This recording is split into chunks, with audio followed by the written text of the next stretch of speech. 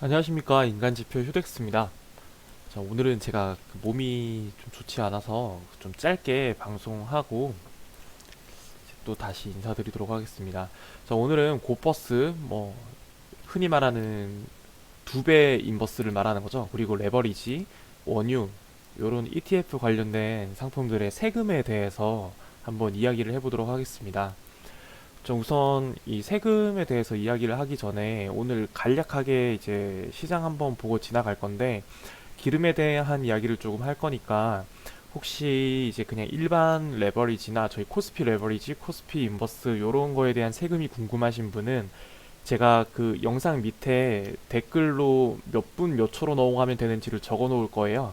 그러니까 그쪽으로 바로 넘어가시면 바로 이제 기름에 관련된 이야기를 건너뛰고 세금에 대한 이야기만 바로 들으실 수 있으니까 그렇게 해주시면 좋을 것 같습니다. 자, 그러면 빠르게 한번 볼게요.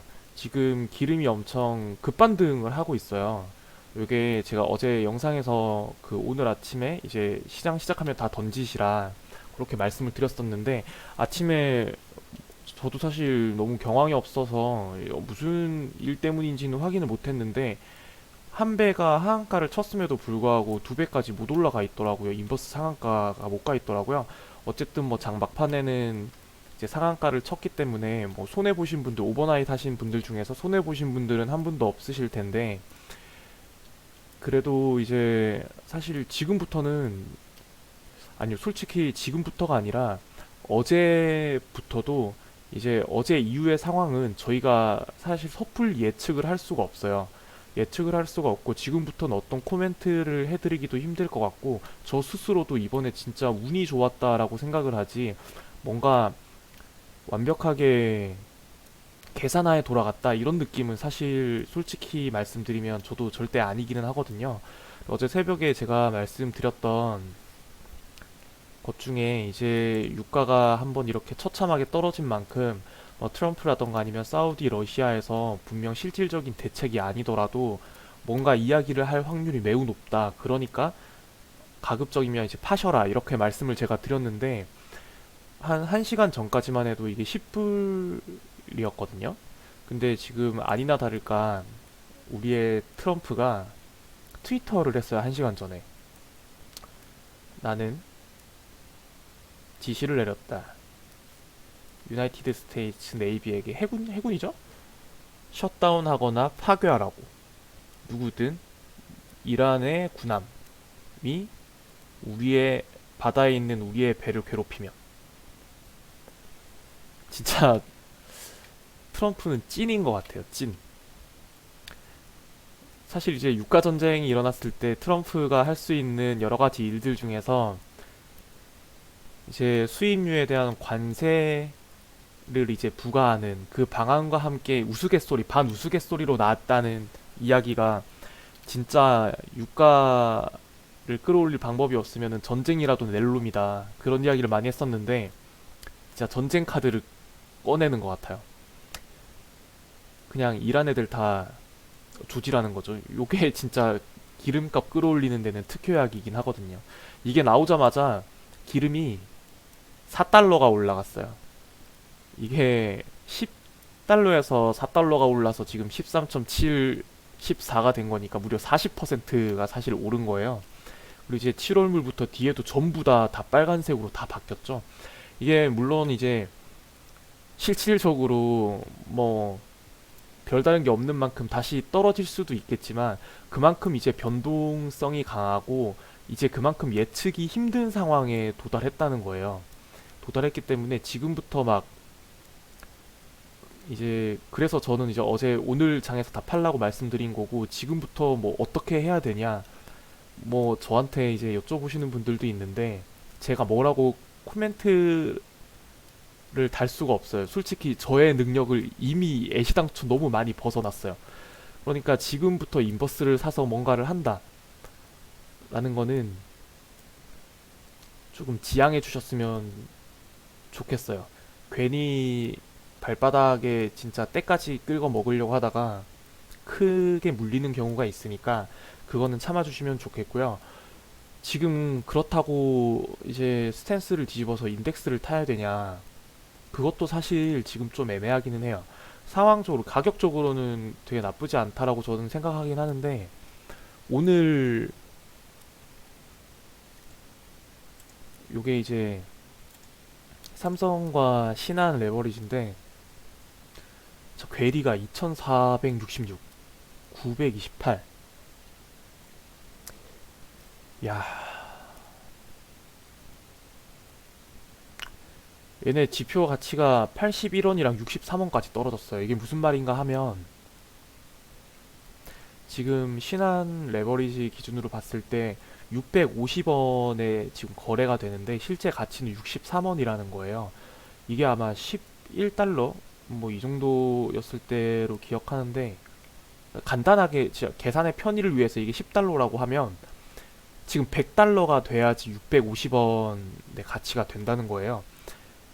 물론 막 이렇게 다들 광기에 휩싸여서 괴리가 계속 떠 있는 상태에서 거래가 된다면은 올라갈 수 있을 옛날에 마치 비트코인의 코리안 프리미엄이라고 하는 게 붙었던 것처럼 거래가 될 수 있을지 몰라도, 당국에서 지금 이거 거래를 중지를 시키잖아요.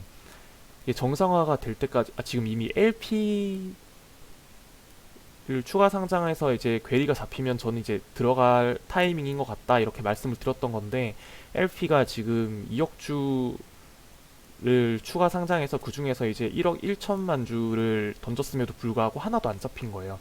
그리고 이 정도로 이게 떨어지면은 지금 650원에서 내일 하한가를 또 쳐도 60%를 날려버려도 46에 24, 240원이기 때문에 또 괴리가 어마어마하게 크거든요. 400%, 3, 400% 되거든요.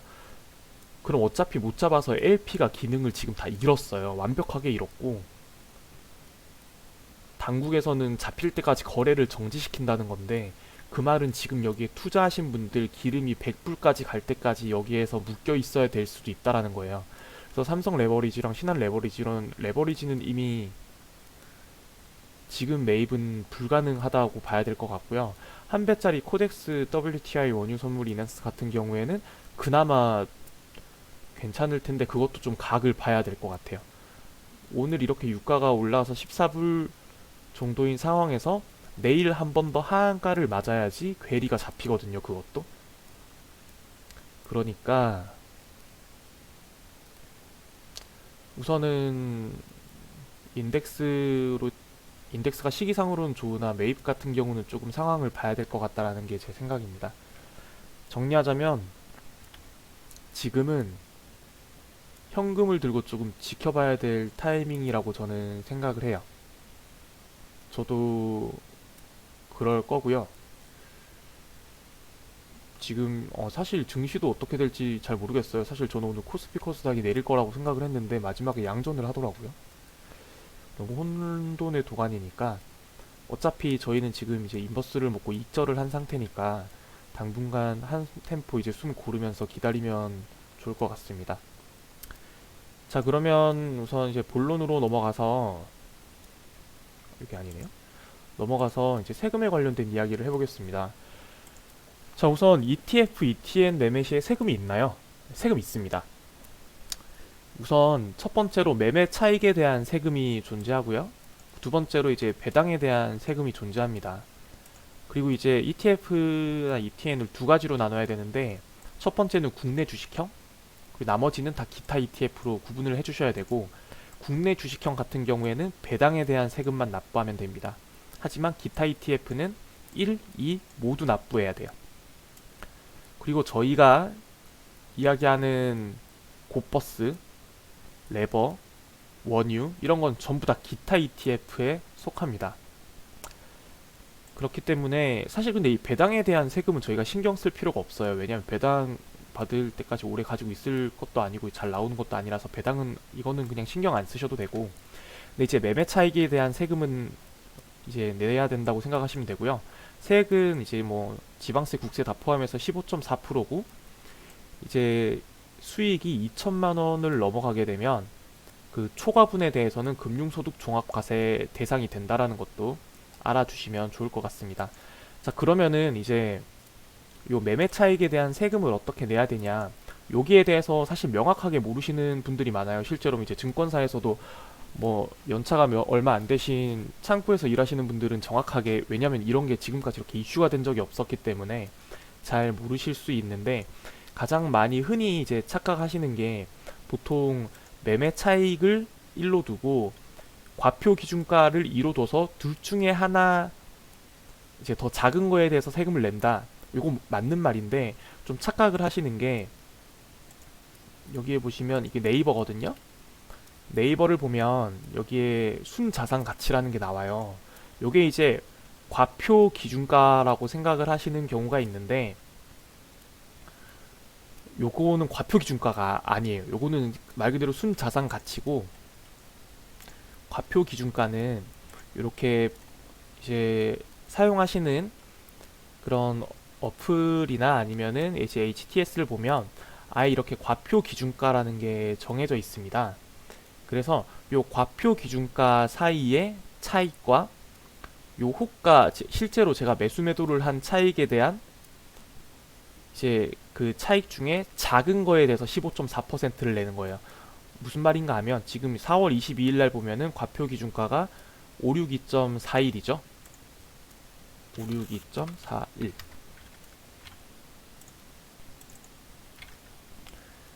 그리고 어제가 889.250입니다.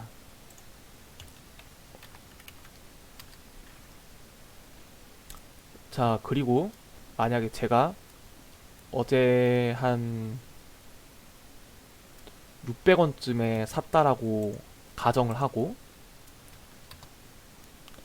오늘 900원쯤에 팔았다고 가정을 할게요.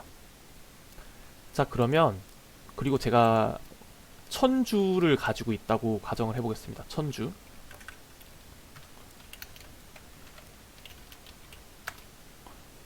1000주 보유. 여기 어제 과표 기준가, 오늘 과표 기준가,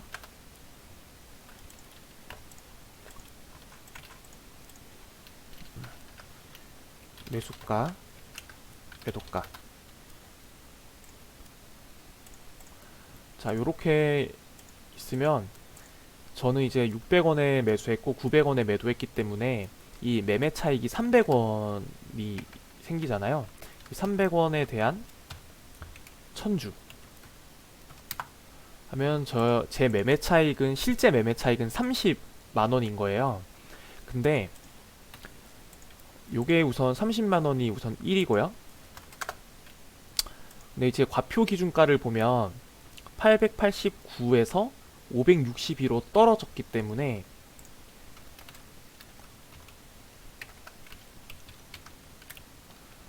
(889.25)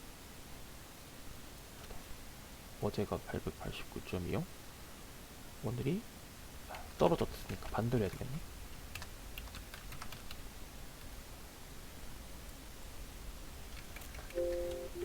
죄송해요.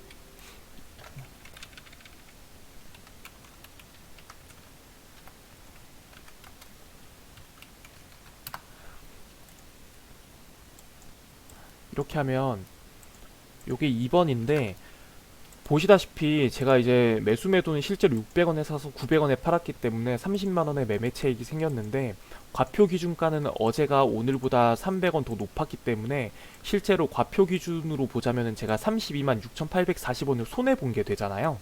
그래서 요거랑 요거랑 비교했을 때 이게 더 작기 때문에 요런 경우에는 세금이 발생이 되지 않는 겁니다. 근데 만약에 과표 기준가가 650원이고 어제가 650원이었고 오늘이 850원이었다라고 가정을 한다면, 그러면은 주당 650원에서 850원이 됐으니까 200원, 750원, 850원, 200원의 이제 매매 차익이 생긴 거잖아요. 과표 기준가 기준으로.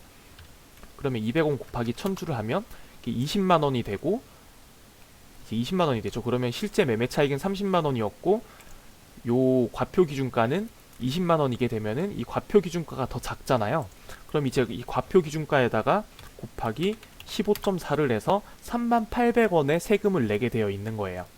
요런 식으로 이 과표 기준가를 과표 기준가의 차이에 곱하기 주당 이제 주식의 개수, 그리고 실제 매매 가격에 곱하기 이제 주식의 개수를 해서 둘 중에 더 작은 금액에 대해서 15.4%의 세금을 매긴다. 그런데 요 과표 기준가라는 게 우리가 흔히 보는 이 순자산 가치, 이 기준 가치를 의미하는 건 아니고 따로 이렇게 과표 기준가가 정해져 있다. 이렇게 이제 생각을 하시면 좋을 것 같습니다. 뭐 사실 되게 복잡해 보이지만 간단하죠. 간단하기 때문에 요 과표 기준가를 항상 확인해 주시는 게 좋아요. 근데 여기서 이제 뭐 몇 가지 더 오해가 생길 수 있는 부분이 있는데 그거는 다음 질문을 통해서 한번 보도록 할게요. 첫 번째 오해는 바로 이제 코스피에 관련된 레버리지나 인버스는 세금이 발생하지 않는다. 왜냐하면 국내 주식을 기초 자산으로 가지고 있기 때문에 요런 이제 오해들이 많이 있는데 결론부터 말씀드리자면 코스피 레버리지와 인버스도 기타 ETF에 속하고 동일하게 세금이 부과가 됩니다. 자, 그걸 위해서는 요 앞에 걸 다시 한번 볼 필요가 있어요. 보면은 국내 주식형은 매매 차익에 대한 세금 자체가 없고 기타 ETF는 요걸 내야 되잖아요.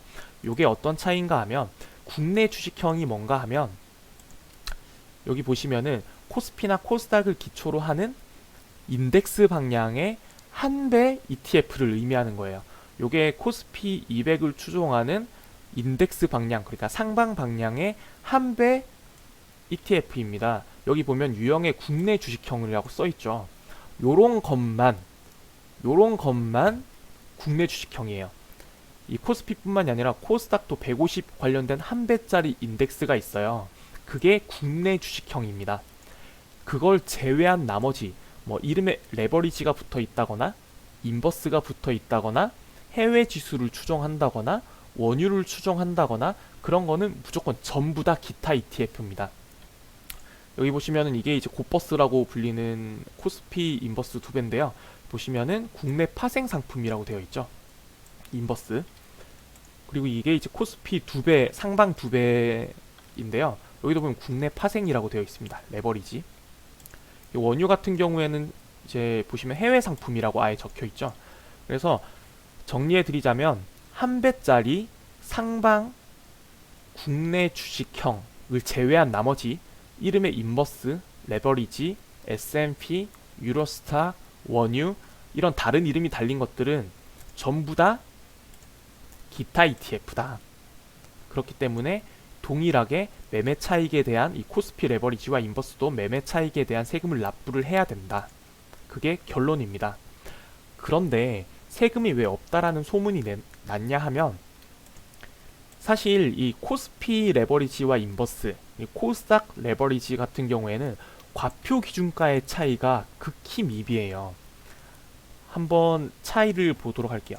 우선 이게 요거는 원유를 대상으로 하는 신한 레버리지 WTI 원유 선물인데요. 여기 보시면은 이 1755원일 때는 과표 기준가가 1243원이고 여기 905원일 때는 과표 기준가가 889원이죠. 실제로 호가의 차이가 나는 만큼 과표 기준가도 계속 차이가 납니다. 그렇기 때문에 요거를 곱하고 요거를 곱해서 둘 중에 더 작은 것에 대해서 내더라도 어쨌든 차이가 많이 나서 이제 세금이 발생할 수밖에 없는데 근데 여기 보시면은 요게 이제 코스피 200을 추종하는 고버스거든요. 요즘에 가장 핫한 거죠. 고버스 같은 경우는 보시면은 종가는 막 뭐 7,000원에서 7,400원, 6,000원, 6,900원 막 들쭉날쭉한데 과표 기준가가 거의 차이가 없어요. 거의 차이. 보시면은 7,400원일 때에도 1076원. 여기 점은 전을 말하는 거니까요. 1076.64원. 그리고 6,700원일 때에도 1074원. 7,080원일 때도 1073원. 또 다른 조금 더 높은 걸 봐도 11,700원일 때에도 1116원. 거의 원 단위의 차이밖에 나지 않죠. 이런 경우에 어떤 일이 발생하냐 하면 예를 들어서 제가 종가에만 샀다라고 생각했을 때 3월 23일에 3월 17일에 9,740원에 사고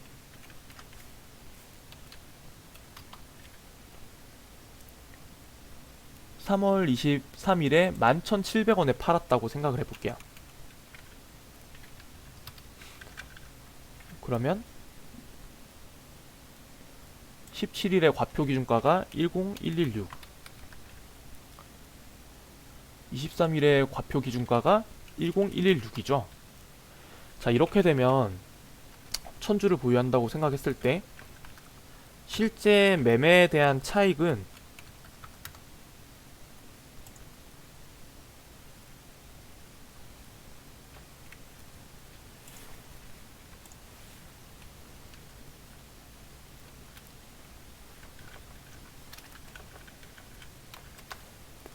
196만원이라는 매매 차익을 얻었지만 과표 기준가가 동일하기 때문에 실제로 이쪽 이번에 생기는 과표 기준가 기준 수익은 0원이 되는 거예요.